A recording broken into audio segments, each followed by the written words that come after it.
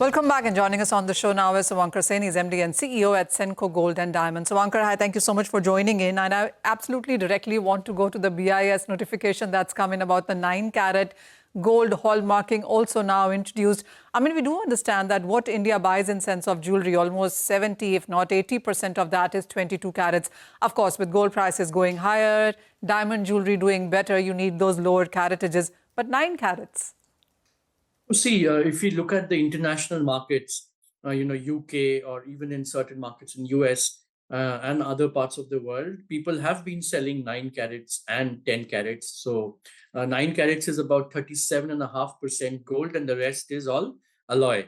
So I think that if a 24 carat gold price is about 1 lakh rupees, then a 9 carat gold price will be around 3,750 to 3,800 rupees. And I think that it is only going to support the diamond and the studded industry, because people there are anyway buying 14 carat. Now with the gold prices going up, I think that the ability to sell more diamonds will also go up. And in terms of affordability, if we look at the gifting segment below 30,000, below 20,000 rupees for an everyday wear, I think that this is a good support from the government to ensure that jewelers can produce jewelry which is affordable, and young generation customers and customers within budgets and more variety that they can buy. This will be good for the industry in the long run. So, Suvankar, what you're saying is that this is not for gold investors, rather for diamond buyers and fashion jewelry buyers.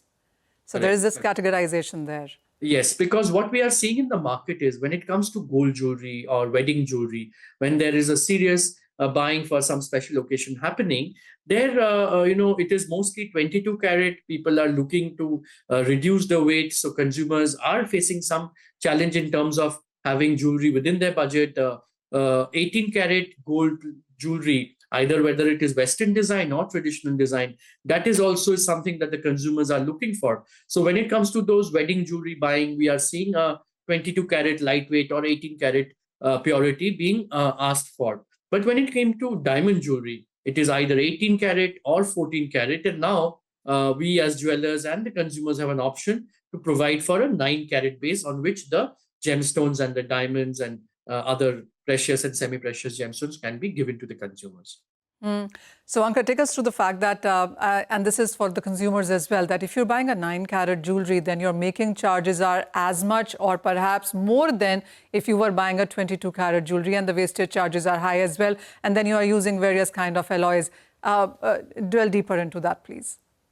So, yes, when it comes to the mathematics of, the breakup of the gold rate and the making charges, when it comes to 9 carat, most of it is casting or machine made, and there is a lot of studded aspect to it because you are studied it with diamonds. So there's extra labor that is needed to make the jewelry complete, unlike a machine made yellow 22 carat gold jewelry. So therefore, when it comes to making charge per gram, it is the time value of the laborer, of the karigar, or the people who are working to make the jewelry. So the making charges in terms of percentage might look high, but in terms of absolute numbers, it might be as the same as it is for a 18 carat or 14 carat jewelry. But yes, when it comes to 22 carat, it is because the gold value itself is so high. Therefore, in terms of percentage terms, it will look as if the making charges are lower, but in absolute numbers, when it is a lot of design and karigari, obviously the making charges will be similar to a 9 carat. So this is how the consumer has to look for it,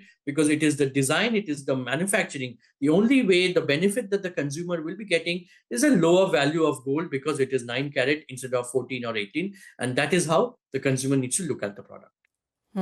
So, Ankur, coming also on the BIS notification that talks about the 24 carat coins to be now minted only by mints and refineries.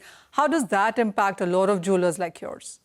No, I think that, these are steps taken by the government to ensure that there is a basic quality that is maintained when gold bars and coins are given to the consumer. While when it comes to, these new rules that have come in, what I can see and the talks that are there in the industry, that what exactly is the clarity that, we are looking for from the BIS and the government when it comes to these particular laws and rules. But yes, ultimately, what we all need to look at is that even when we are providing a 24 carat 995 or 999 purity gold bars and coins to the consumer. We do our own internal testing to ensure that there is no mistake in terms of the purity that is being provided to the consumer. So when it is being either given from a proper mint or a BIS approved refinery, or even there is hallmarking of the product, there is proper quality control and checking done before we provide the product to the consumer. So I think it's all. So, Suvankar, is there a clarity right now that whether or not jewelers can now make these coins, or is it only about refiners and mints and you can only sell it and not manufacture it? No, the clarity is still not very clear, very honestly. I think there are discussions and happening within the industry and with the government. And I think hopefully clarity will come very soon. All right. We will, of course, await that. All right. We will. I'm just curious to know, what does one even get in a 9-carat 37.5% gold. So is that even worth considering as an investment? Because we're so value conscious when we buy gold that everything that we put in is largely on account of an investment value. Now if we're buying it for adornment, then 9-carat, will that be worth the money that we're paying?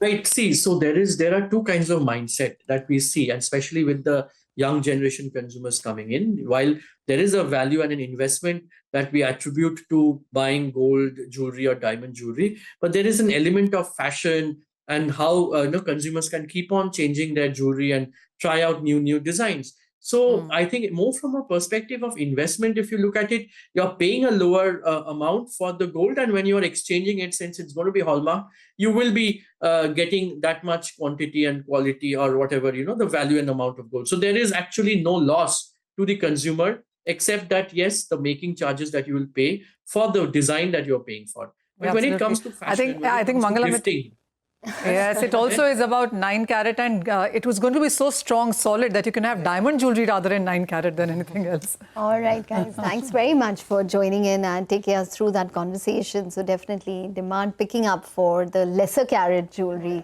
But in any case, remember to tune in to the all-new CNBC TV18 Prime, bringing you insights from policymakers, business leaders and economists shaping both the world and India's future.